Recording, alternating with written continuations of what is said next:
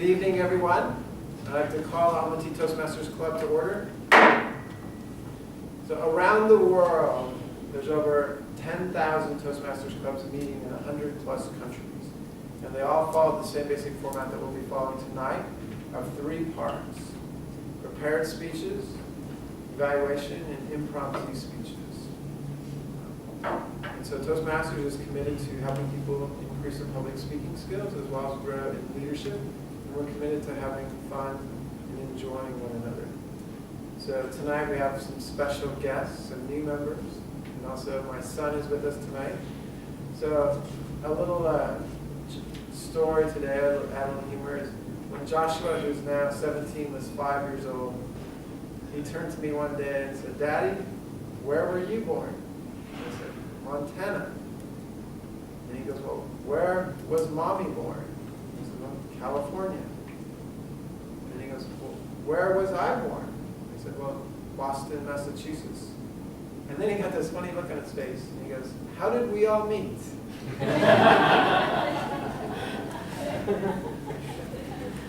So when you come to a Toastmasters meeting, you meet people from a variety of backgrounds, geographically or otherwise, and you may wonder, how did we all meet? How did we all come together?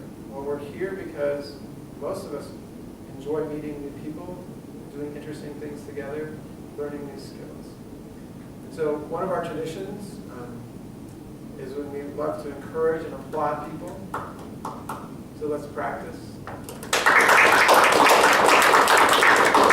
And let's stand up and try that. And then, I'll sit down. Speaking of one, I encourage you. So at work tomorrow, when people ask me how was Toastmaster, I'll be like, "I did a great job. I got a standing ovation." So what we'd like to have everyone go around and introduce yourself, your name, where you work, how you study, and how you heard about Toastmasters. So my name is Tom Barkowski. I work in the business training sphere, and I heard about Toastmasters from many different people and helped one of the co-founders of the club here in ALMATY. Hi everybody, my name is Greg Heather, and I work in a bar around the corner. Where do I start? How did you hear about Toastmasters? I heard about this club about 4 years ago online. Actually heard about Toastmasters in Australia. Yeah. Remember the first time? Yeah. So I never went because I didn't have the courage, but I thought you went, but you sat in the back. that was, yeah, a couple of months. Anyway, so yeah, that's it. All right.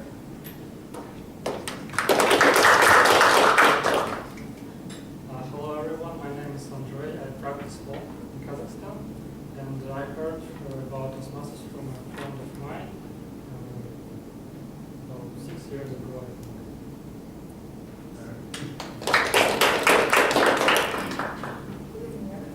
My name is Lushana. I heard about Toastmasters last year and already participated in one session. It was Qatar. Now I moved to Almaty and I'm happy to enjoy it today. All right. Welcome.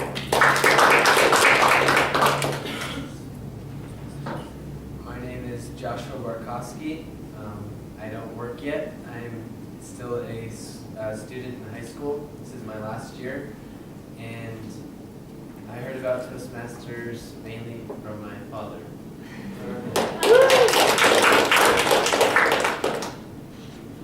Hi, my name is Diaz. I work in a medical company, and I was invited to Toastmasters by Mr. Tom.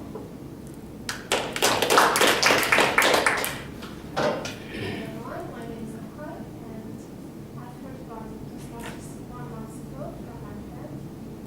Today Good evening, everyone. My name is Hassan. I heard about Toastmasters yesterday. Yes, all right. Takes action immediately. Welcome. Thank you. Everybody, my name is Suji. I work as a business coach. I heard about Toastmasters a year ago from my client. That's all. My name is Michelle. Right now, I am an elementary school teacher.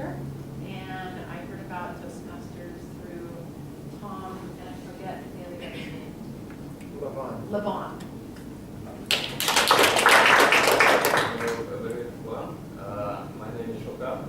I heard about Toastmaster months ago from my English teacher, and she advised me to go to this club to improve my English speaking English.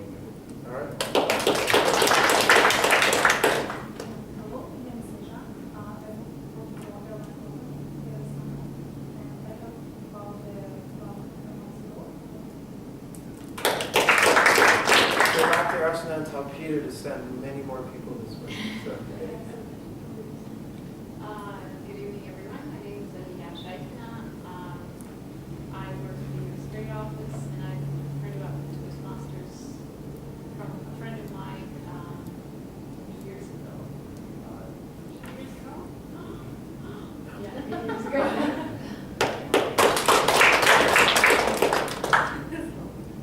Good evening, everyone. My name is Yadakara Abdirahmanova, and I'm a private English tutor.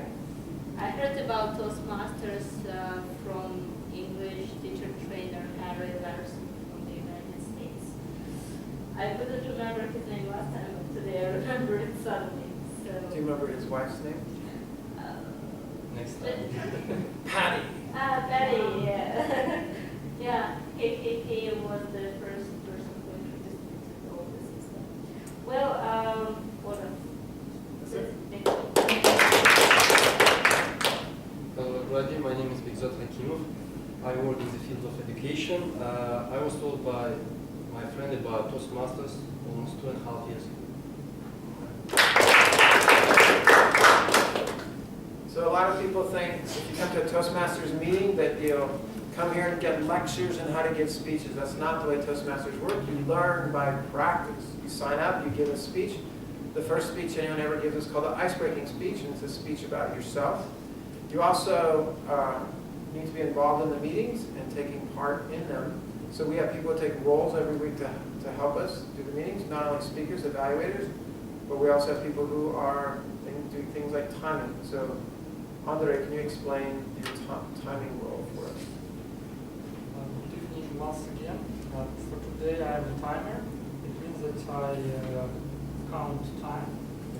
So, time is an important element of every Toastmasters meeting. Why is it important? Because we need to take into account time spent on speech and in general. And I have the 3 cards which I would like to show to you. I have a green card, a green sign, which means that you reached the minimum amount of time and you're welcome to continue. I have also a red sign, which means that you're welcome to stop your speech because you just finished your time. And I have a yellow sign, which means that you're in the middle of green and red. So this is what I do today. Thanks. So in addition to being an evaluator, today Begzat is also our all-counter. Can you explain your all-counter role? Okay, thank you very much. Today I'm going to be a counter. My job is to listen and count with feelers like well. If you use once, well, for them that's fine. If you use repeatedly, I will be counting it, and at the end of the meeting, I will give brief report regarding those words. The grammarian tonight is Yadikar. Can you explain your role as grammarian? Good evening.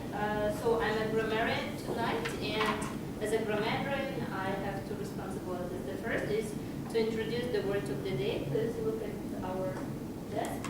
The word of the day is ambivalent. The meaning of this word is to have mixed or confused feelings or ideas about someone or something. For example, some people liked her, some people hated her, but some were ambivalent about her. And try to incorporate this word into your speech, whether this is prepared speech or spontaneous speech, it doesn't matter. I'll be counting how many times you use this word in your speeches. And my second responsibility is to look out for other main problematic areas in grammar, in English grammar, and I won't be giving detailed grammar checking mistakes points, but I'll try to give the general idea how well your grammar works. Thank you.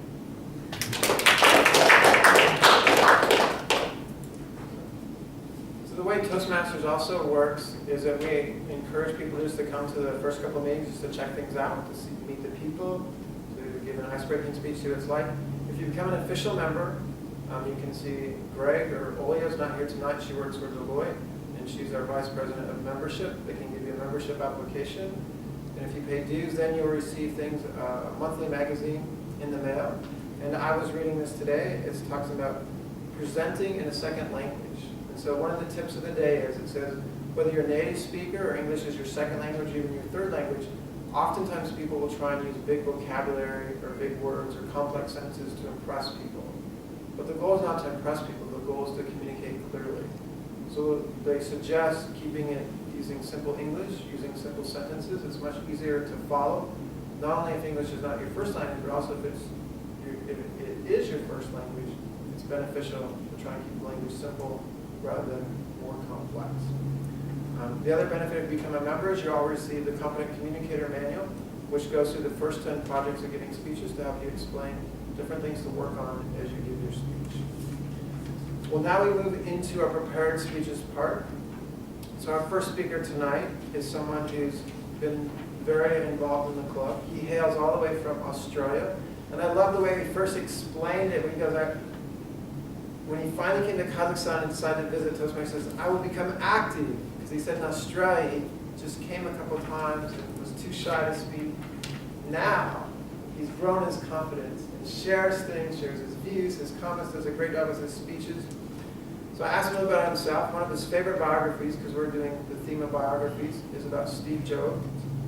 So I guess he's an Apple fan. Do you have an Apple phone, iPhone? He does, all right.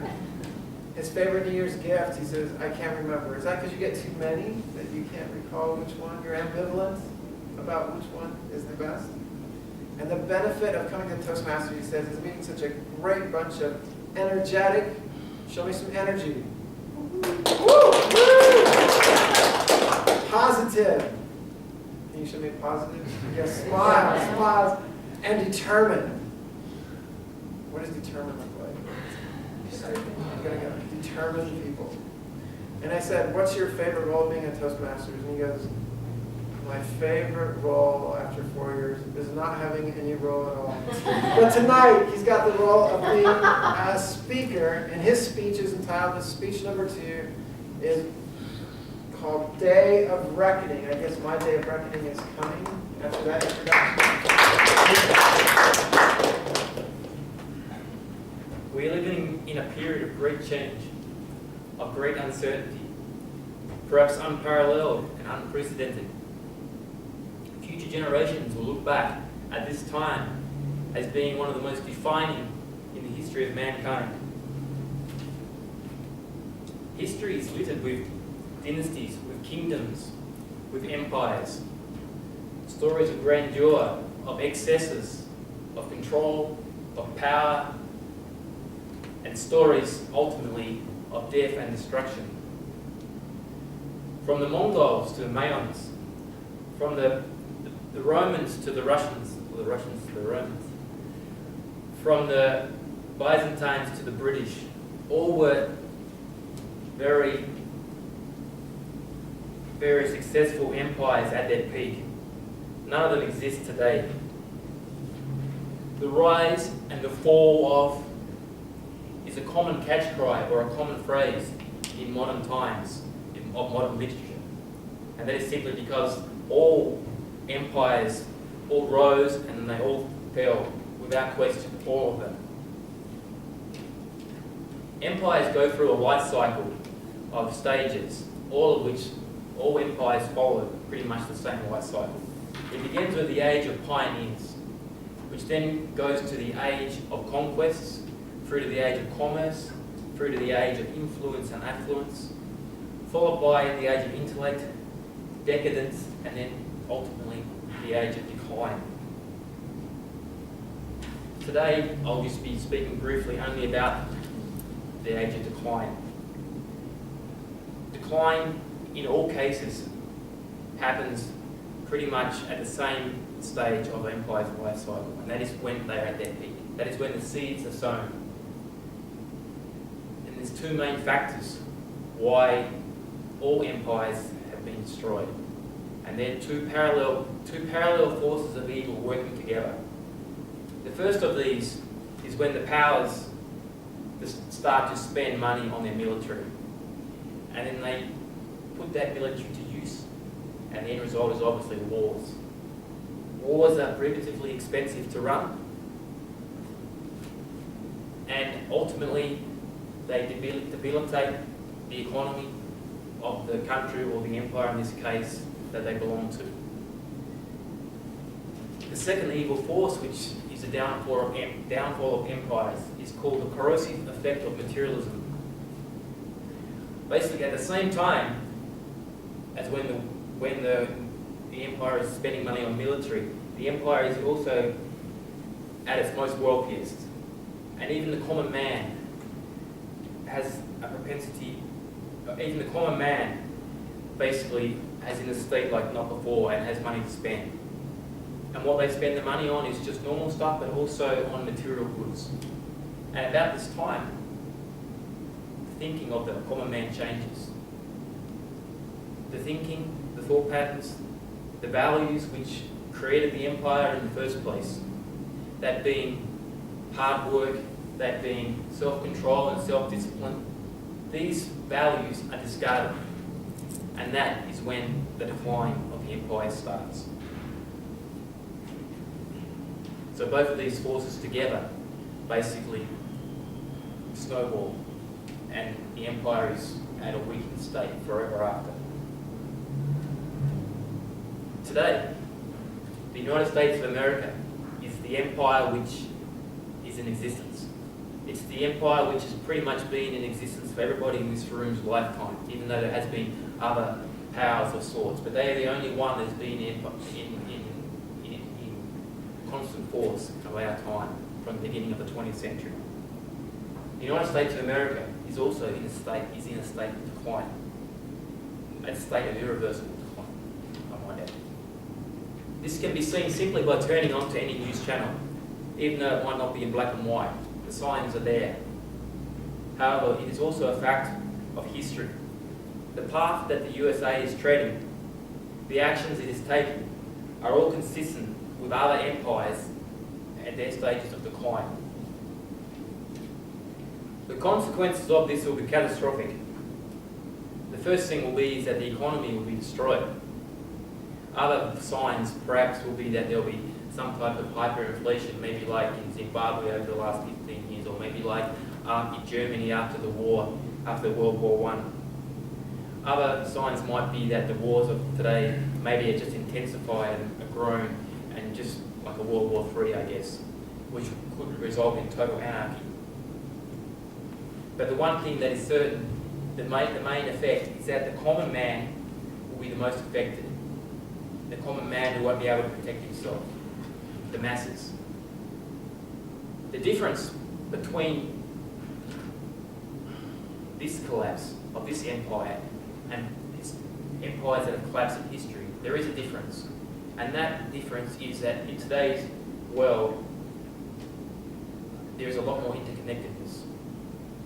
Globalization has meant that no individual, no corporation, no nation acts in isolation.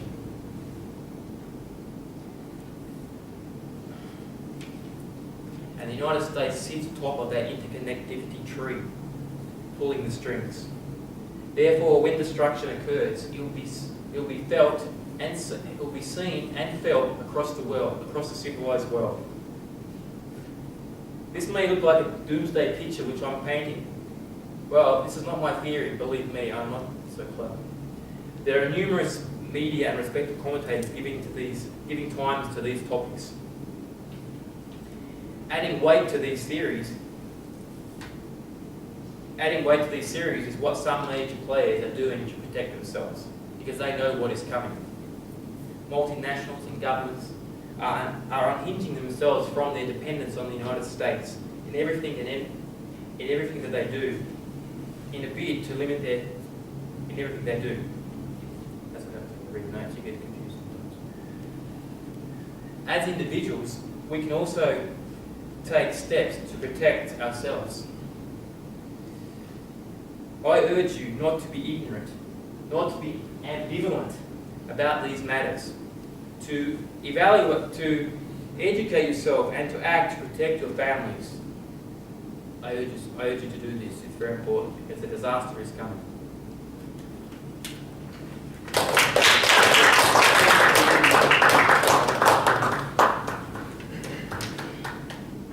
That's why he likes to be around positive people. Because we're in a world where not everything is positive. But you did a great speech, Singapore, and I look forward to hearing the evaluation. Well, our second speaker tonight is someone who's recently become an official member of Toastmasters, someone who's jumped in actively taking roles and wanting to give speeches.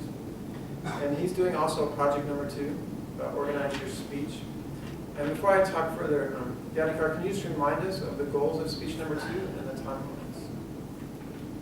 Well, every project has its own goal, and there are some instructions in our manual, which I can present to you, if you remember. And speech project number 2 is called Organize Your Speech, which mainly looks into how well speech is organized. So there must be introduction, main body parts, and kind of conclusion. So we should do that. So a little bit about Sergey before he comes up is his favorite biography is the unofficial biography of Arnold Schwarzenegger. His favorite gift that he's received for New Year's is a trip to India. I'd like to know his friends. I've never been given a trip someplace. And one benefit, he says, of Toastmasters is increasing self-confidence. And his favorite roles is being a speaker or off-counter. He's a speaker tonight. So join me in welcoming him and giving project number 2, Spin Techniques in Real Business.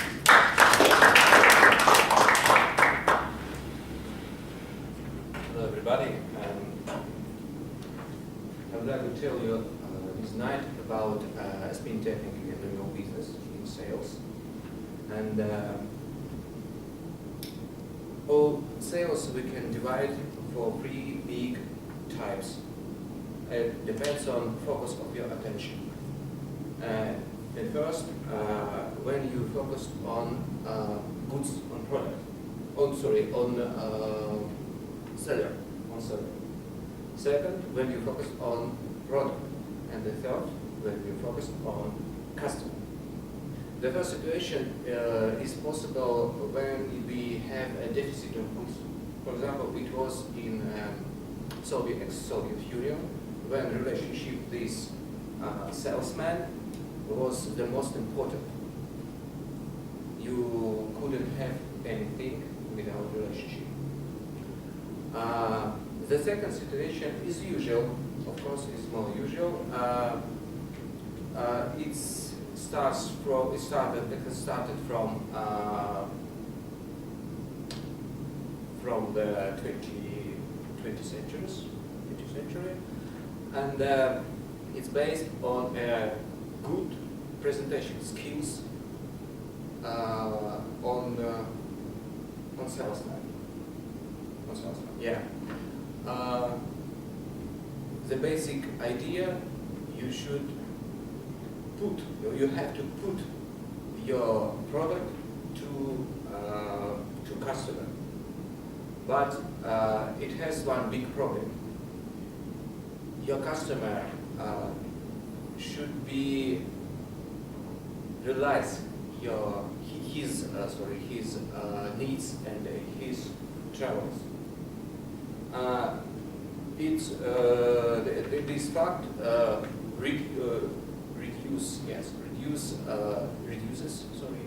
reduces your chance to sell something. Like one famous anecdote about a girl. She was asked about what's the percent of chance? What's the chance of percent? Sorry. That you go out to street and meet dinosaur. she answers 50% to it's possible to meet or to not meet. Yeah, it's not okay. So I'll try to use ambivalent word. Our customer has ambivalent mind.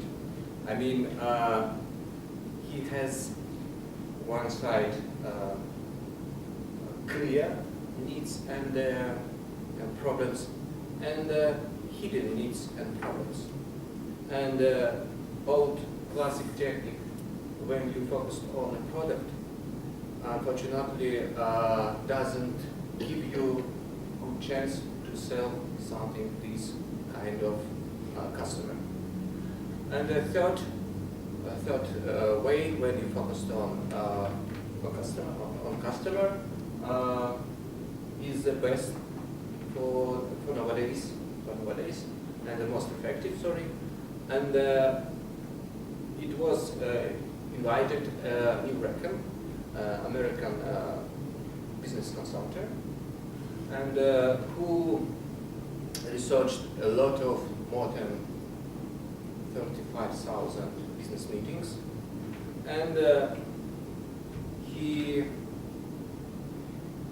identified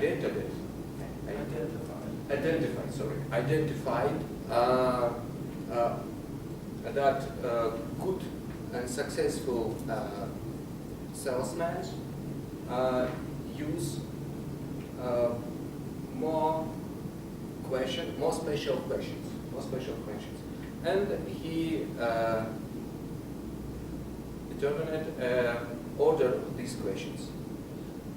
Its name, he named it spin technology. Its abbreviation. I would like to show you. Thank you.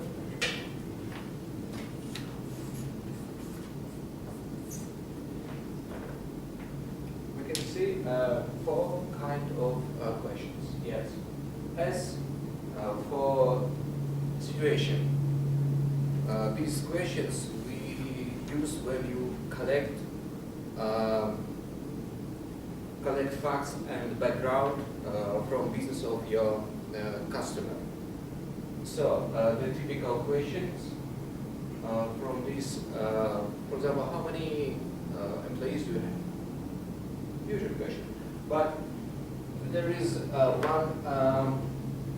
one trap here. You shouldn't ask too much questions, situation questions, because it's often your customer. So the second type of question, P for problem. Problem is the heart of this system. Yeah. Problem of this system. You should ask about not only clear problems, but if your customer has hidden problems, you should ask about symptoms. So, because negative and because problems usually move our to change our business, our case. But unfortunately, opportunity isn't effective as a negative as a treat. Okay. The typical question is here. Sorry. How many clients do you lose usually from this mistake of business process? So the third type of question is implication. Implication means that you should strengthen,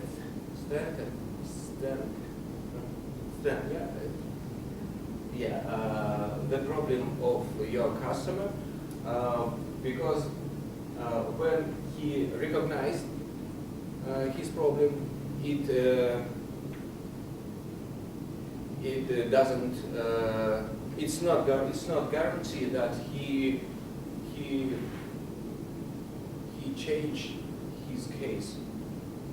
So I mean the price of change is too important for him.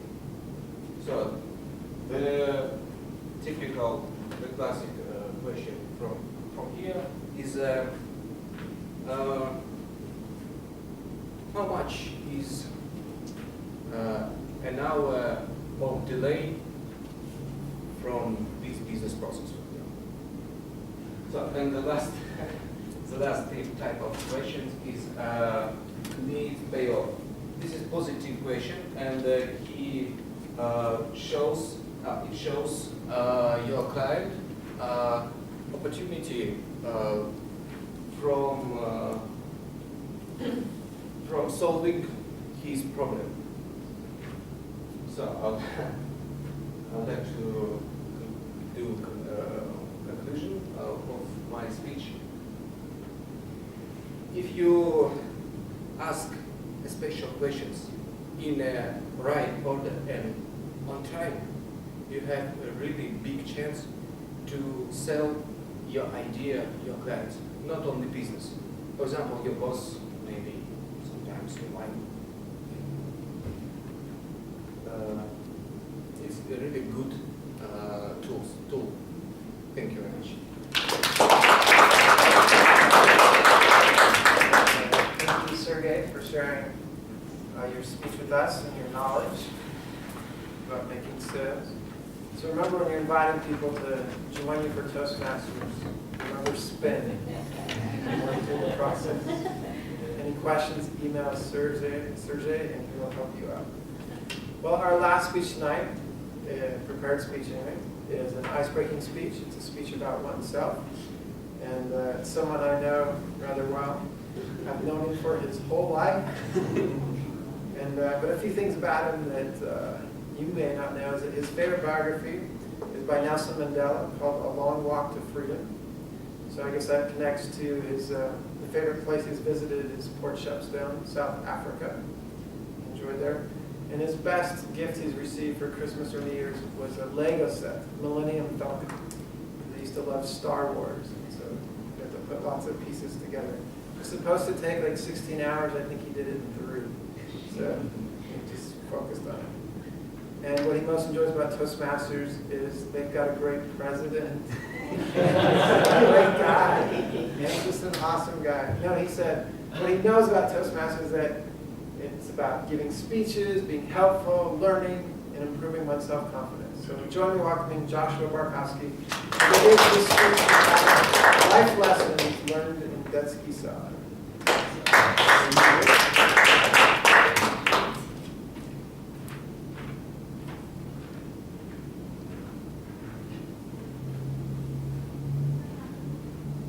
So, as you know, I'm Joshua Barkowski, the son of this wonderful president, Mr. Tom Barkowski, and I've lived here in Kazakhstan for almost 12 years.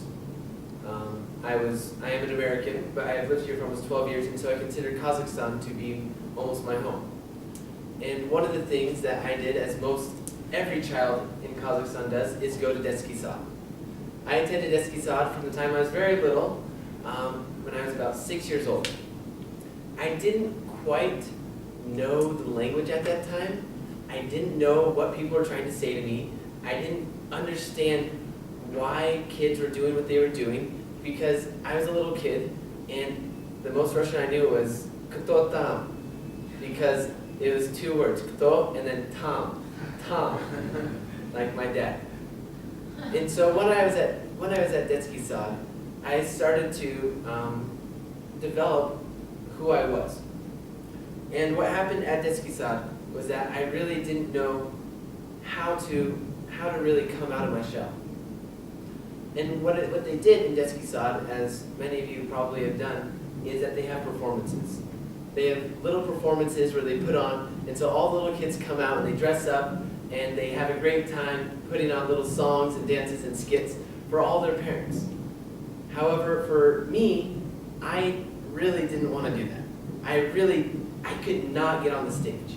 And I remember one New Year's performance, I was in the backstage. I was all dressed up and ready to go. And they were trying to get me out there, like, come on, come on, come on. But they're like, давайте, давайте, давайте. And I didn't understand what they were trying to say. I didn't understand them at all. And so I just sat down in the corner and I was like, because I am so scared. I didn't want to go out on stage. I didn't understand what they were talking about. But then, later on for the performance on March 8th, International Women's Day, what I did on that day was I decided, all right, what I'm going to do is I will go out there and I will perform for my mom. And I decided, all right, even though I'm really scared right now, I sat down and I was like, all right, I'm going to just sit down and pray to God to give me the courage to perform for my mom. And I went out there, and it was this festive time where we had different cultures lined up. And because I was the only American, they had me dress up in a full cowboy outfit. So I was a little cowboy. And then they got us all together, and we got up there, and we started to sing a song. And because I was the only American, they gave me the solo. And I was so nervous. I just remembered standing there and shaking and trembling and scared that the microphone would pick up just my little breaths. But I stood there and I sung my song, Home on the Range, even though I didn't quite feel at home. And so after that, as I started to grow up, I've learned more and more about coming out and expressing myself through the stage, through coming out and performing for people. And even in the last couple of years, I've been in several performances where I've had a slightly large role, and I've had to come out and I've had to perform. I've had to sing, I've had to dance, I've had to act and learn lines, memorize things. And all these things have been a part of who I am today, and have built me up into a person who is who's more confident than I used to be, who enjoys going out and learning about other people and learning new skills. And I'm also someone who really hopes that I can one day maybe go out there and not be scared at all, like I was a little bit right before the speech. So thank you very much.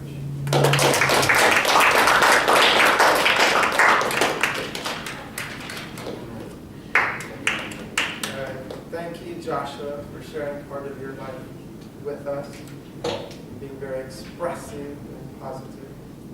Well, what I'd like to do right now, before we have our official evaluators evaluate, is I want you to turn to one person next to you, or perhaps two, and I want you to share with each other two things.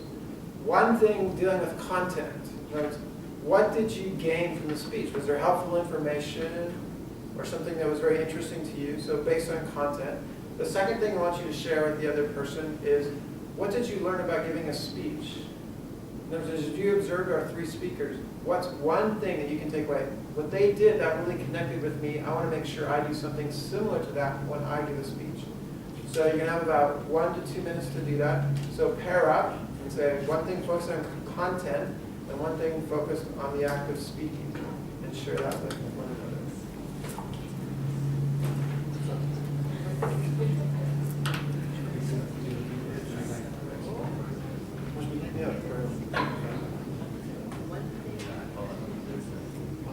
One thing about content, and one thing about the way they give speech, the presentation.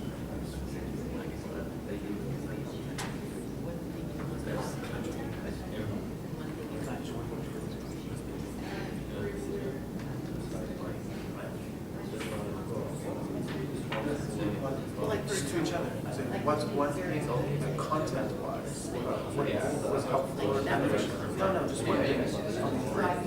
So one thing with content and one thing about presentation. What was something really good about the presentation that you saw? And what was information and content that was helpful for you?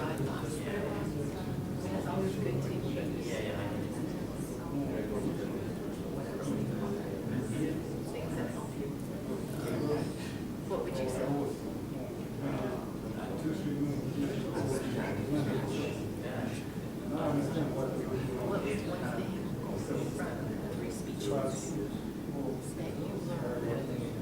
presentation, you would want to questions on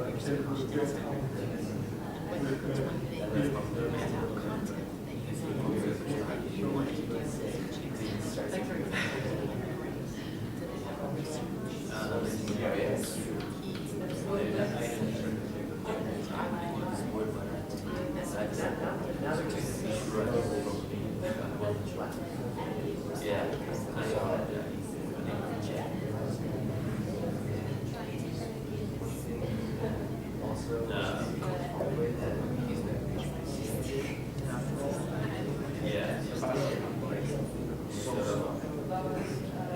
And anything about just speaking and presentation style that you think that was done as well?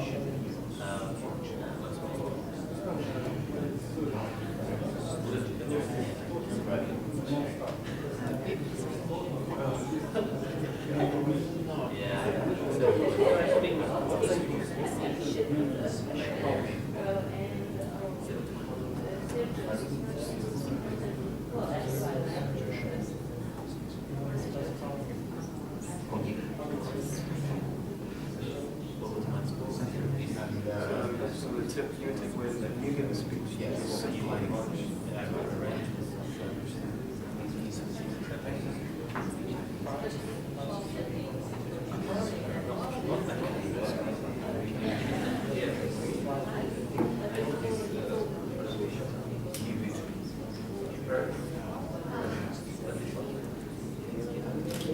Okay, three together.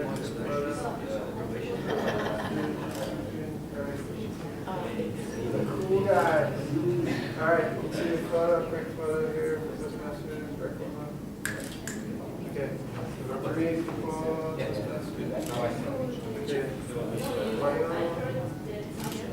Okay, so whenever the other tip I learned from the Toastmasters magazine, it says, what is your club's culture? And it said that around the world in different places, Toastmasters clubs are very similar in that you have prepared speeches, evaluation, and they have impromptu speeches. But you can add new things that are unique to your club and do different things. So one of the things I like to do when I'm Toastmaster is not just have the official evaluators, but have you guys talk about the speech. Not every club does that. Because I do not want you to remain ambivalent. I want you to engage with what the speaker said and the way that they spoke. But now it is time to have our official evaluators up. And our first one is the lovely Michelle Barkowski, evaluating Greg.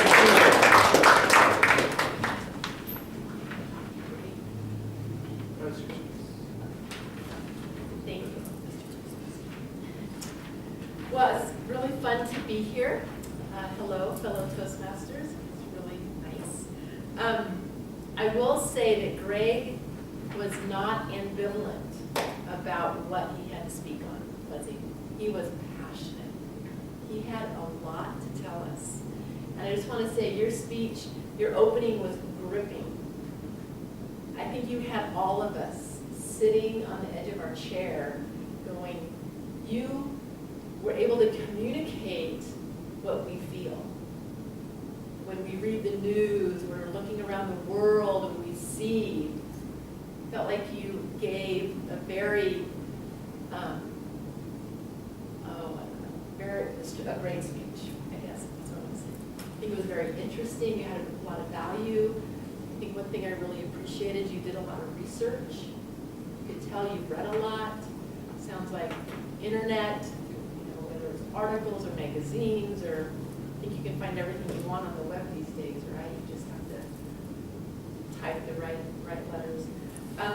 Great organization.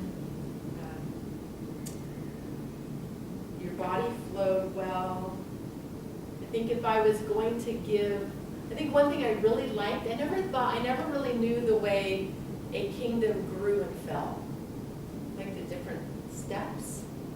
And I think it does make us look at, that you said the U.S., or like you said, we study the Romans, or we study different areas.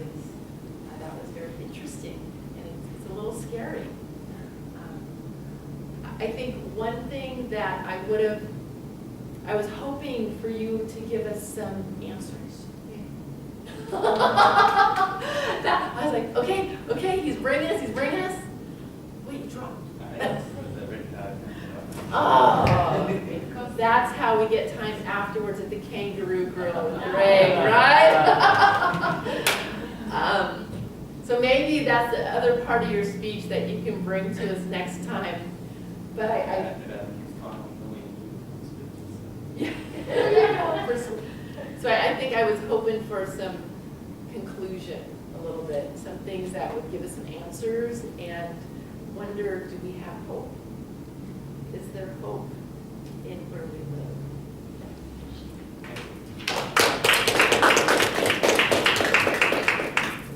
Thank you for that evaluation. Our second evaluator tonight will be Yanni Carr, evaluating Sergey's speech. Join me on. Well, Sergey, I do have ambivalent feelings about your speech because there are a number of things I really liked in your speech. The first thing I would like to mention is that you really know the content of your speech, and therefore you were not using any notes, and that really shows your kind of high level of probably business presentations.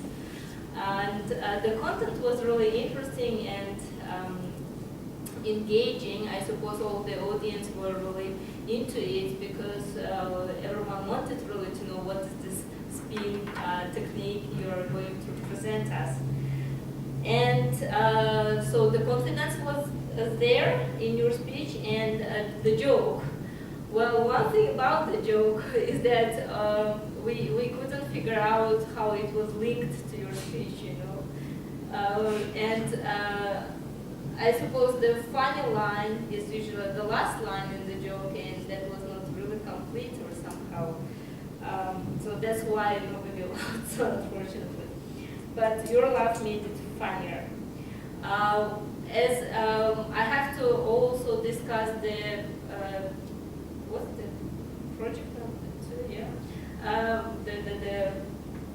What's this word? The organization of your speech.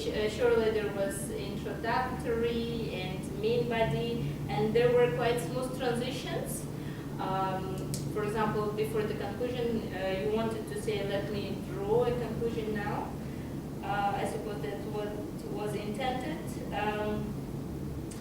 But the things I would really like to recommend to you is the first thing, no need probably to say sorry, because you actually did a great job. You prepared the speech and came here to present it. So, well, we never try to say sorry in front of the audience. And there were quite a number of poses which really made me personally lose the idea, the general idea where you were going to or what examples you were trying to get. And I suppose all this just needs a little bit more practice and a little bit more preparation in general. Thank you.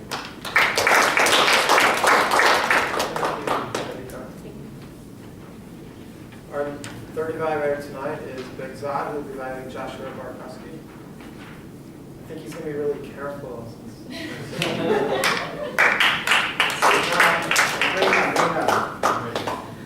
will do my best. Please, Father. Okay, so let's start. So his speech was icebreaking speech. So the main idea is to get to know the person, and I think that he managed to do it. So after his speech, we know him better. So what strong point he has already? It's fluency. He has very good English. So I have to mention it. And about other techniques, so eye contact was quite well. He used his voice, like voice modulation was quite pretty good. When he raised and lowered, it was really nice. Facial expression, hands, gestures. I think he used well enough to express what he was going to tell, and we felt everything quite well. And what is also very interesting, sense of humor. He could use it, and I liked it, because some people use it and it doesn't work. But in his case, it worked quite well, what I really like. And what is always, I mean, touching when you are talking about real life situations, things. So we all attended to some extent, to some period of time, to детский сад, kindergarten, yes, and we had such a kind of case. And when he started, he says that it was difficult for him because he didn't speak English, he didn't speak Russian, and the fear was public speaking, but I have a feeling that it's not true, because from today's speech, I think that he didn't have this problem before, maybe to some extent. So when he started telling about kindergarten, I subconsciously started remembering my time spent in kindergarten. It was a bit different, but the structure, the same things. Standing up in front of, let's say, friends on the stage was the same. What else I can tell you? The speech was clear and audible. Regarding the structure, I think there was a introduction. Actually, we don't evaluate this part, but I decided to mention this as well. He had an introduction, body, and conclusion, edging conclusion, what I really like it. And what is interesting, actually, when people speak here, like people use notes when they give, especially first speech, because it's really challenging. People were nervous. But what is interesting, he didn't use any notes. He started speaking and finished speaking. What can we recommend to him? What can we suggest? So, after his speech, I can tell you that I see something in you, but I don't know what exactly it is right now. If you keep coming to our meetings, I think we'll figure out what is it. Thank you for your speech. Thank you for your evaluation. All right. Well, now it is your turn to everyone to evaluate and mark people, and that's by voting. So you have on your piece, you have blue, yellow, and pink. The blue is for the best speaker. So we want you to vote for who the best speaker was. Was it Greg, Sergey, or Joshua? Just write one of those names in blue. Then also we want you to vote for best evaluator. So the evaluators, again, were Michelle, Yanikad, and Begzab. Because one of the purposes of Toastmasters is not just giving a speech, but one of the hardest things in life to do is to give feedback. We want to give constructive, positive, constructive feedback, and it's a skill that we need to learn and grow in. So the blue is for the speaker, the yellow is for the evaluator, and Begzab would collect them. Did you write it down? You guys need a pen back there? No? Did you vote? Then you need a pen.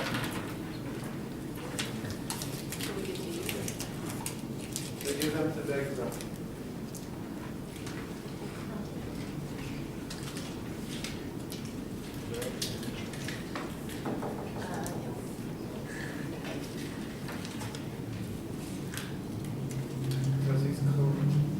I forgot to vote myself. Yeah, I'm not wrong.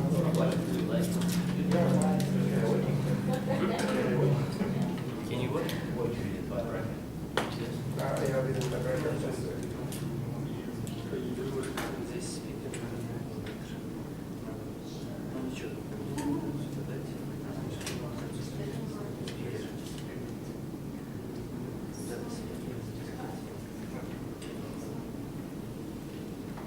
As the last couple people are voting, I'd like to take the time to make a quick announcement. In order to gain access to the meetings more easily, what you should do if you're coming to the meetings is on Monday, send an email to the ALMATY Toastmasters at gmail.com email, and then you'll be put on the list downstairs, and then you'll be able to come in without any problem. If your name's not down there, sometimes they hassle us a little bit. We enjoy Deloitte giving us this room, enabling us to meet here. It's a great location, it's a great room. So we'll have to cover the few little inconveniences. But now we come to the third part of our meeting, which is the fun part, the scary part for others. And it's table topics. Tonight our theme is about Gandhi. And join me in welcoming Aliyah Shakina as she leads us in table topic sessions.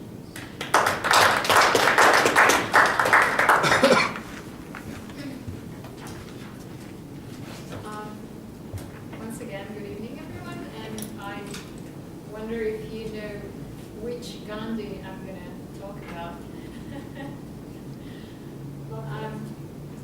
India has, there are many, and all of I'm going to talk about Indira Gandhi, who was the first female Prime Minister of India. And she is not related to the Gandhi you know, who brought India to independence from the British. I just came back from vacation from India, so that was my inspiration for the student topics. And when I arrived to New Delhi airport, I realized that it bears the name of Indira Gandhi. And although I knew all about her biography, kind of inspired me to share it with you as well. In a couple of years, India will actually celebrate 100 years since she was born. She was born in November, on November 19th in 1917 in a city called Allahabad in India.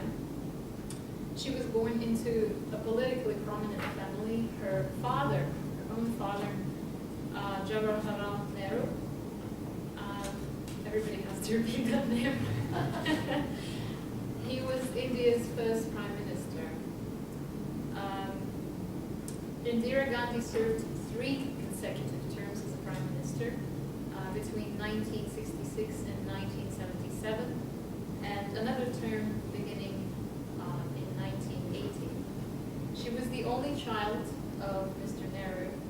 She was stubborn and highly intelligent, and she enjoyed an excellent education in Swiss schools and at Oxford. So my first question would be, do you think formal education is good for children, like the детский сад that Dr. Joshua described? How important was the formal education that you have received in your life giving you the knowledge or helping you become who you are today? And I would like to invite Bujanat to answer that. If you could come up here and try to. Do you think formal education is important? First of all?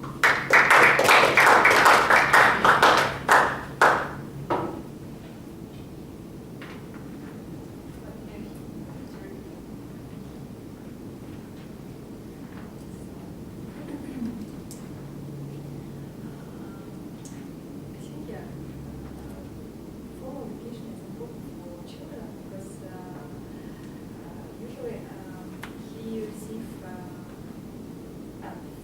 first step he received from his parents, but then also children should go to some place and meet with his peers, yeah. And in this environment he should develop himself and grow up. So each stage of his life should be a different type of formal education. Thank you.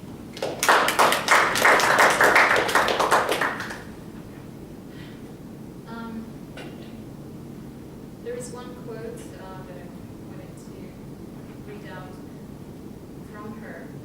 My grandfather once told me that there were 2 kinds of people, those who do the work and those who take the credit. He told me to try to be in the first group, as there was much less competition there. What is the most important lesson you have learned from your family or your friends?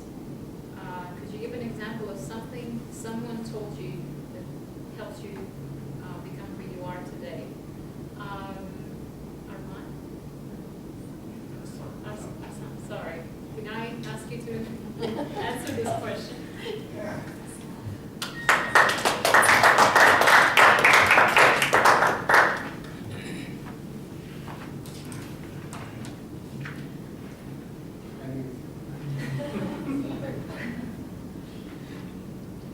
Hello everyone. James. What lessons gives you, first of all, gives me my father. He told me, work hard and you will grow faster. Learn more, work harder, and you get everything what you want. The those things that my father still told me. And every time, God bless. Oh, sorry. Oh, I feel so sorry for her. For me, my father was my first teacher, and my teacher for all my life.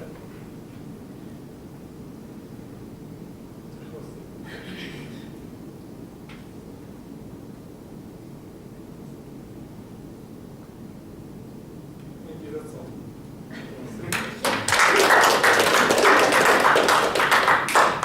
We'll remind your name in just a second. After her mother died in 1936, Gandhi became something of her father's hostess, learning to navigate complex relationships of diplomacy with some of the great leaders of the world. So in a way, she was born into this family, and she sort of knew, she was involved in politics, but she knew what her destiny is going to be. And I would like to ask Ajan, did you know who you're going to be when you were growing up, and why or why not?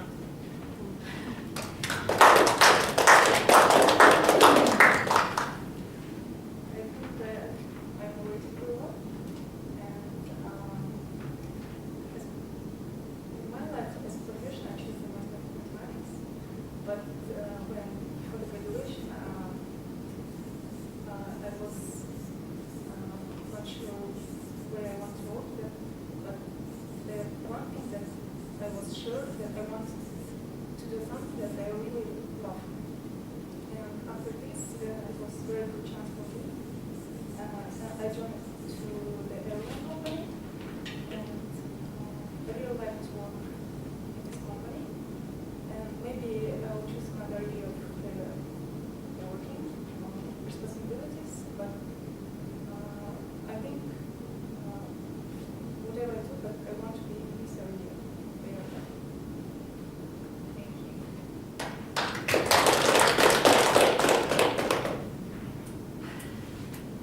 Indira surprised her father's old colleagues when she led the country with a very strong hand, sacking some of highest-ranking officials and not being afraid of it.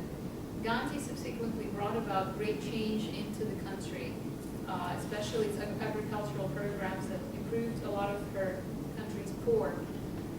At that time, she was hailed as a hero, and a lot of people had an ambivalent attitude towards her as well. What does it make, in your opinion, what does it make a good, what makes a good leader? Do you think a strong hand is needed to,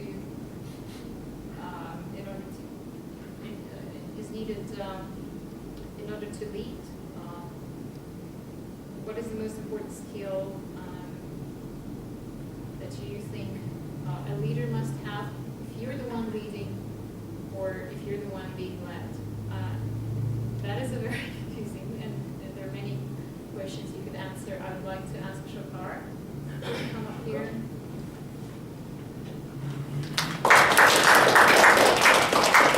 You can answer in any way you'd like to. Let me know. In my opinion, good leader have to be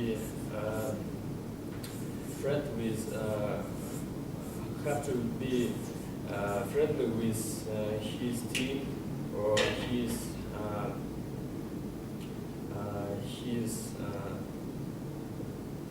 citizens. If he is a president of some country, in my opinion, good leader mustn't hold his team very strong hold, because it's not usually effective. As leader, he should show some with own example everything, and be close to every person with his team. It's just my opinion, and I think it's the right thing. Does anyone else want to ask?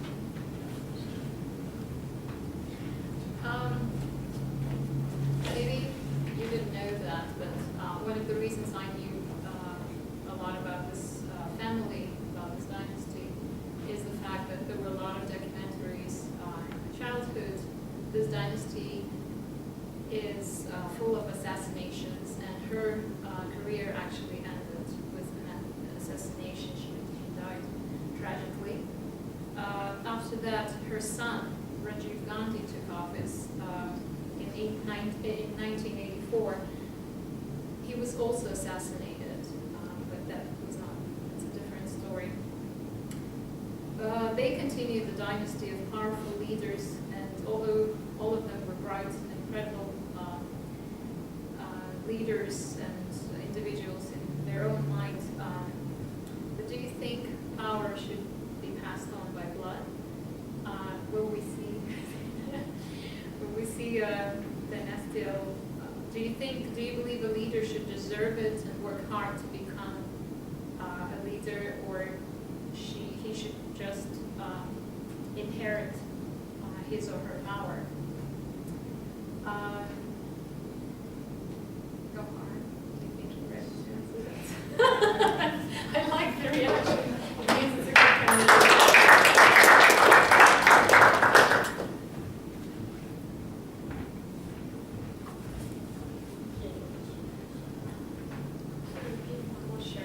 Do you think power should be inherited, or do you think it should be you have to work hard to obtain it? Okay. Here, I think that all people divide into two types. The first type is who inherit all the skills, all the characteristics from his parents and from the society where he was born and with whom he communicates. And the second type is introverts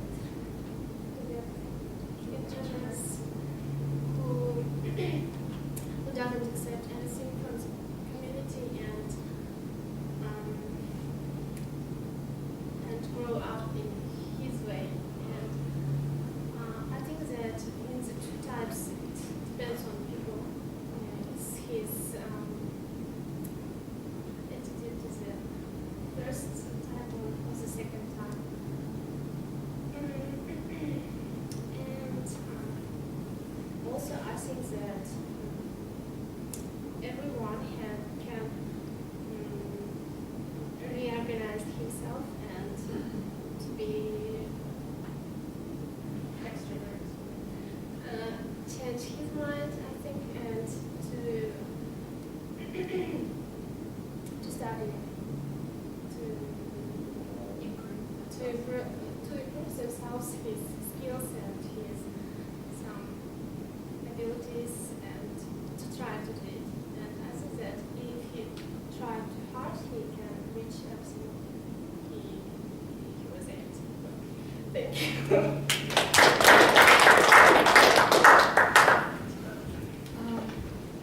That was the last question. If anybody, thank you.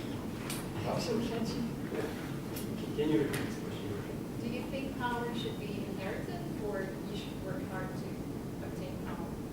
I think social power has to be obtained by hard working and persistency, because we have a lot of examples. For example, nowadays we have a lot of powerful people, rich people, we call them oligarchs, especially in Russia. They're quite rich, very strong in terms of personality and management. But if you analyze their children, I'm afraid that they will not be able to handle, manage such a big company, corporation, or country. And recently I have read that, I don't know why it happens, but for example, it's about genes. For example, I'm very strong, but what happens with me? My children will not, obtain this. It's like after one generation happens. For example, my grandchildren will have the same features, most probably. It's not, proved so far, but there are such kind of theories that it comes like this the rich people, for example, cannot rely on their children because they are not strong enough. That's why, taking into account this fact, and in general, my personal opinion, I strongly believe that any kind of power or position in life has to be obtained by that person himself or herself, without any help. Only in this case, people will appreciate it, try to keep it, and it will be, anyway, correct. And just to be fair, some part of her biography, Gandhi was elected president of the Indian National Congress in 1960. After her father's death, Gandhi was appointed Minister of Information and Broadcasting. And when her father's successor, Lal Bahadur Shastri, died abruptly in 1966, India's Congress appointed her to the post of Prime Minister. So she did not directly inherit it from her father, and she worked hard for it. Indira Gandhi was India's first female Prime Minister who led the nation for 15 years, only to be shot down by her own bodyguards.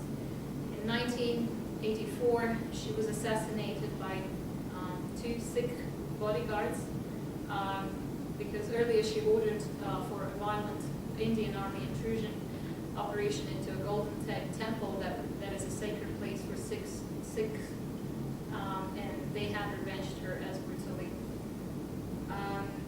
Her quote, the last quote today, without any questions, even if I died in the service of the nation, I would be proud of it. Every drop of my blood will contribute to the growth of this nation and to make it strong and dynamic. And the last quote, you cannot shake hands with a clenched fist.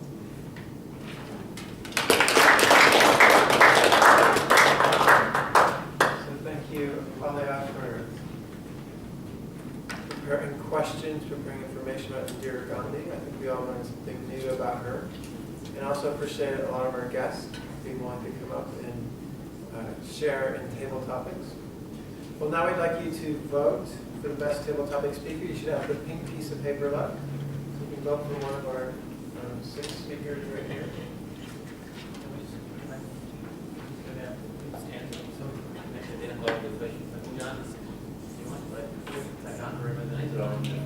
Okay, so we need names with faces. So Guljanat is right here. Hassan is, raise your hand. That's Hassan. Ajan is right here. Next to Ajan is Shokan. Then we have Gauhar back there next to Hassan. And Bigzad is right.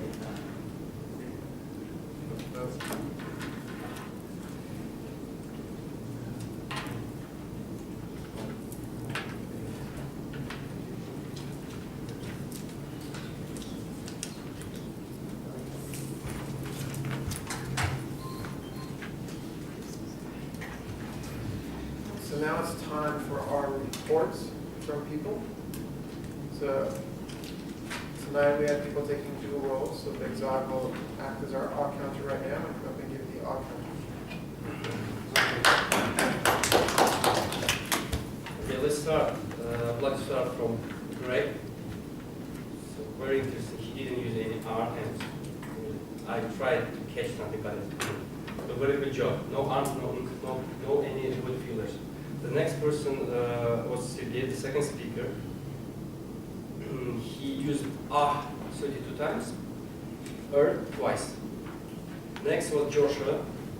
He used M 4 times. Michelle, 2 times. Yadikar, 9 times. Alia, we should take into account that she has spoken 20 minutes. So she used 36 times. She's the leader among you. Guljanat used 7 times. Hassan, 2 twice. Ajan, 5 times.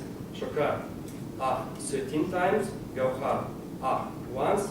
And Bigzod, I was speaking and couldn't do it at the same time. That's it. Thank you for your report. Quickly and well done. Next, I can call on Yadikar as our grammarian to come and make comments about grammar and the use of the. Sure. About the use of the word of the day and the run. So Tom, you are the winner. You used it twice. If I'm as well, Greg, it was used by Greg, Michelle, thank you, Alia, and Sergio. Probably you also used it twice, but you repeated it, so it counts as 4 times. Well, as for grammar, let me point out some few things. I really enjoyed today's meeting as a grammarian because most of our speakers tonight are native speakers, and therefore it was really enjoyable for me. So no, of course, any comments about our native speakers. Only I would like to ask Joshua one phrase I couldn't really catch that. Hold on, just a second. Where was it? Here. The most Russian I knew. I suppose you wanted to say the only Russian I knew. Yeah. Yeah. So you were too enthusiastic about your speech, and just yeah. Well, other things I would like to mention. The most common mistake is the use of present simple s in the end when we speak about he or she. Like I heard here, he receive, and a good leader have to be, and something else like that. The other things that you really confuse the pronouns. For example, instead of what was that? Let me remember. He communicates with himself, or somebody used themselves, and then just a second. Another common mistake is that you forget to use verb to be in such expressions as people nervous instead of people are nervous, or the theory based instead of the theory is based on something. And other little things are, of course, prepositions and other tenses. For example, present perfect, like he has never had the problem instead of he never has problem before in his life, or the use of gerund, like I like spending time instead of I like time spending, or something like that. Thank you.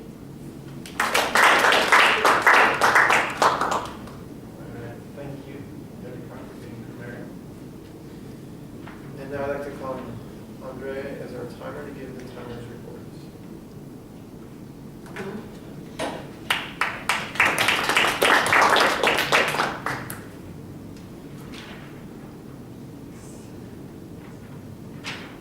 I guess today we had all a great time. So in particular, Greg, your time is 7 minutes 20 seconds, which is very good, I think. Sergey, your time is 9 minutes and 50 seconds. Joshua, your time is 4 minutes and 20 seconds. Now I go to the evaluators, starting from Michelle. Michelle, your time is 2 minutes and 36 seconds. Yadikar, your time is 2 minutes and 36 seconds. And Exot's time, last evaluator, 2 minutes and 50 seconds. And now a table topic session, which was presented by Alia. Her overall time as a topic master was 17 minutes and 5 seconds. First table topic speaker was Guljanat. Guljanat, your time is 1 minute and 6 seconds. Second was Asan. Asan, your time is 1 minute. I was waiting for, I guess, green side. Ajan, your time is 52 seconds. Shokar's time is Shokan, your time is 1 minute and 53 seconds. Gauhar, your time is 1 minute and 58 seconds. And the last one was Bigzot. It is 1 minute and 52 seconds. I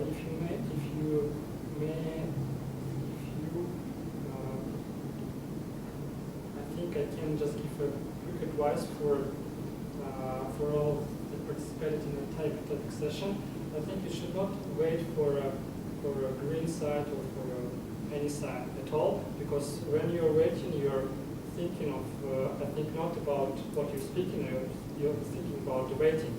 So I think you should concentrate on what you're saying. And last part of our session is reports. Our counter was Bigzot Hakimov. Your time is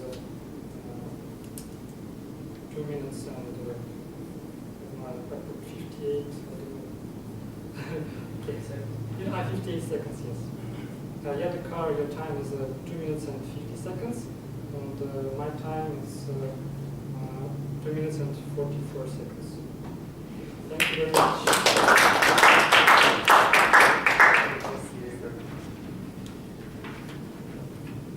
As we come to the end of our meeting, one of the things that we'd like to do is just invite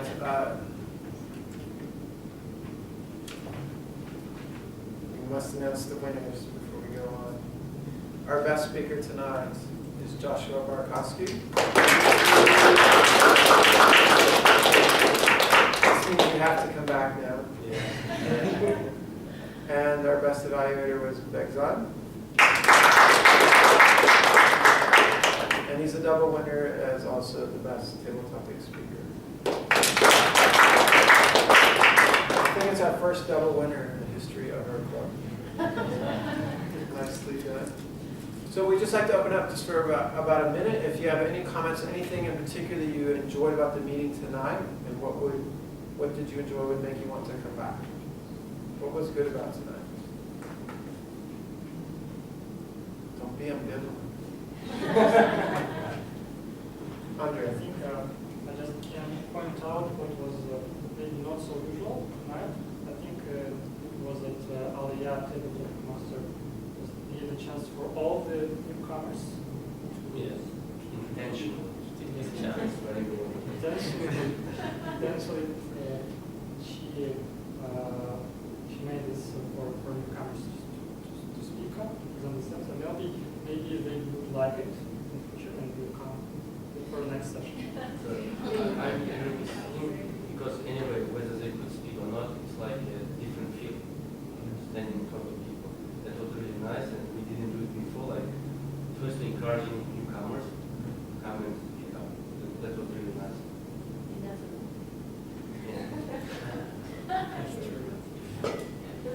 So we have a regular named Ilyas. If he was here, he usually volunteers twice for table talk. He likes to speak a lot, and that's why he's a member of Toastmasters. But he is an excellent speaker as well. Anything that we could work on improving? Anything that could be better or anything?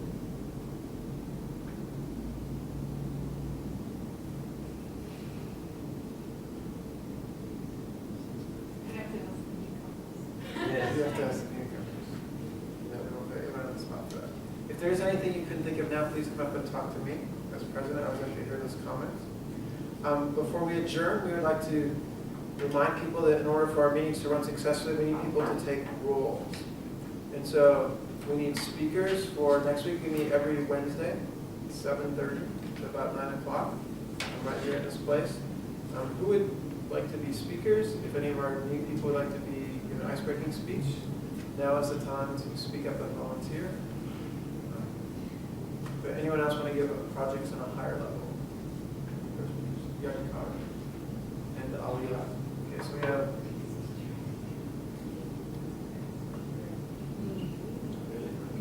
So that we need one more speaker. Goes on, we do icebreaking.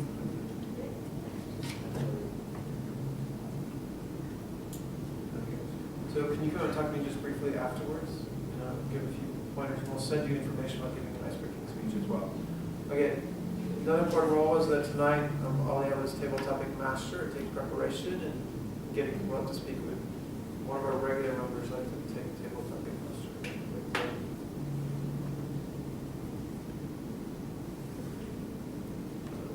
And then anyone for it to be the evaluator.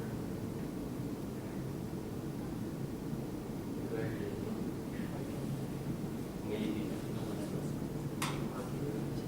But I don't think all you won't be back next week yet. But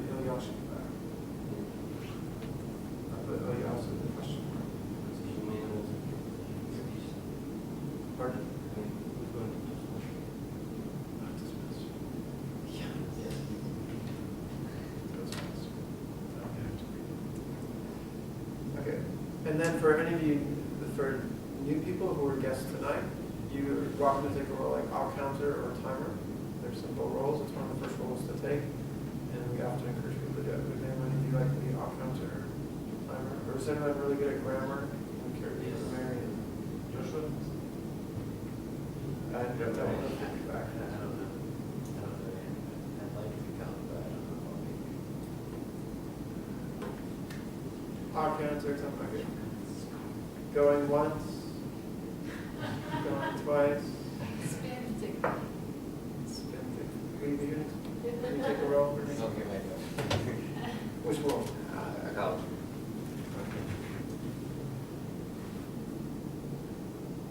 You know, just I told your point before about security, like all the members, official members will have their name permanently on the list, so they don't need to said, but if you're a visitor and you're on the list today, it's just your name is on the list, you have to go through the process again next week and through each week.